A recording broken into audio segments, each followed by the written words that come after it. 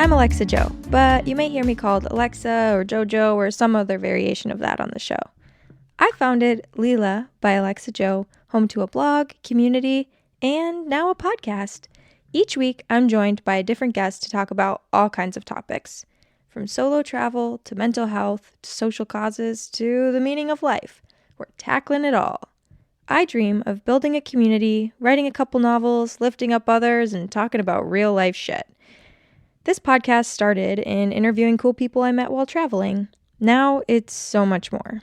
But let me back it up a bit. What is Lila? Lila was born out of a time that had me really low. I was deeply struggling with depression and anxiety and desperately looking for reasons to hold on.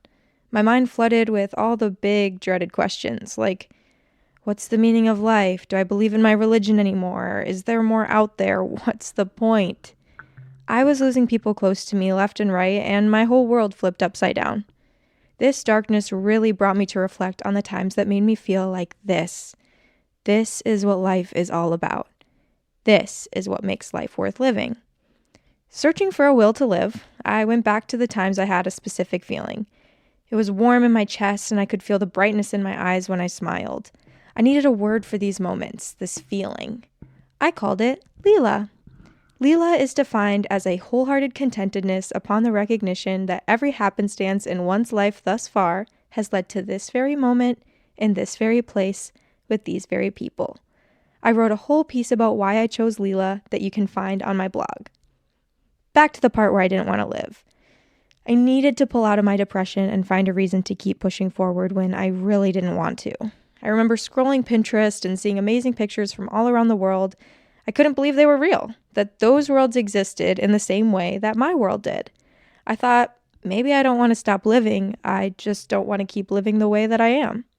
From then on, travel was a big motivator for me. I wanted to see the world, I wanted to hear from other people. I saw Finland was the happiest country in the world. I wanted to go there and ask why, learn their secret. Why did they get up every day and want to live? I wanted to feel that. So once I pulled out of my depression, I went on my first solo backpacking trip. I didn't realize it then, but that was only the beginning. Traveling helped me redefine what was most important to me. It gave me a will to live, and I want that for other people. I got down to thinking, how can I use my experience to help others, to be their survival guide? How can I bring the life-giving energy of travel to others? I reflected on what my favorite parts of travel were. Of course, the beautiful sights, extraordinary culture, and incredible foods. But as I reflected on my travels, my favorite spots weren't so much about the places, but the people I met. Everyone had a story to share, and I remember sitting there thinking, everyone should know about this person. How can I share this person with the world? I thought. I started recording conversations with people I met while traveling, which is how the podcast started. But in that, I recognized that my people back home have a lot of important things to say too. Now, it's more.